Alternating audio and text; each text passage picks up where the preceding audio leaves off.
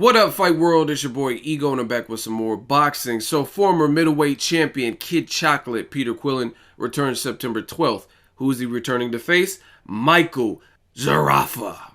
Like, who the hell is Michael Zerafa?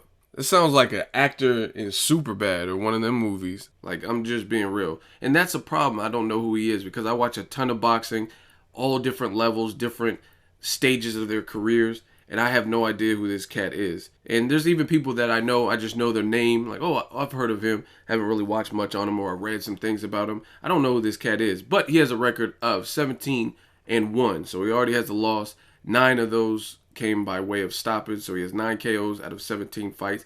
And what I'm really wondering is what's going on with Peter Quillin.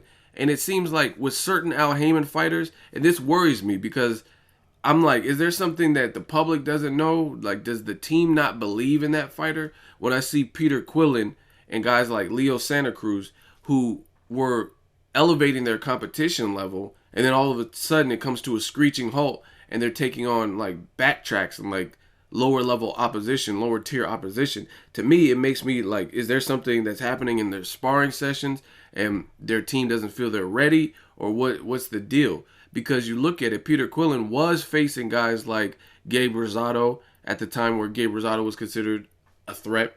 He was fighting guys like Hassan Indam. And now you're fighting Michael Zerafa. His last fight, I give him credit. Andy Lee was a champion, but it resulted in a draw. And before that, you look at it, he fought Lucas Konecki. So if you look at his last 3 fights, 2 of them haven't been meaningful. So I don't know, is this just something you want to pop in and out of boxing and make a couple $100,000 and then that's it? Or are you really serious about being a champion and getting your belt back and those kind of things? And I know boxing, so I understand Triple G's fighting Lemieux. Not that I think that Quillin or his team want the Lemieux fight or Triple G fight, but they're tied up. I get that. Billy Joe Saunders is fighting Andy Lee, so a rematch with Andy Lee is not likely right now. So you got to stay busy. I understand that. But to me, the problem is there's other people to stay busy with bigger names that even if they're coming off a loss, people would probably give you more credit for fighting them. Like Hassan Indam just came off a loss to David Lemieux, but he held his own and he made it the distance even though he was badly hurt. Plus, he gave you a tough first fight. So I would actually embrace a rematch with Hassan Indam, even though he's coming off a loss, more than a guy that I don't know. You know what I mean? He could even fight James Kirkland. James Kirkland got spun around by Canelo last fight. But James Kirkland, if he came from 154 to 160, I would probably give him more credit for fighting him just because we know Kirkland's pedigree and just to see if he can make it interesting. Curtis Stevens took some losses. Then he went to BKB.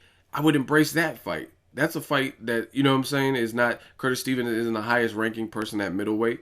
So there's a ton of different fights. I'm just not understanding why fights like these are being made. I understand they're trying to make a Brooklyn showdown with Peter Quillin and Danny Jacobs, but you don't have to play it this safe. Let me know what you guys think of Peter Quillin. Is he really vested in boxing? What's next? And if you know about Michael Zerafa, drop me a comment because I really don't know about this dude. Let me know what you guys think. Make sure you like my video as always. Hate, comment, and subscribe. Till next video, it's Ego signing off.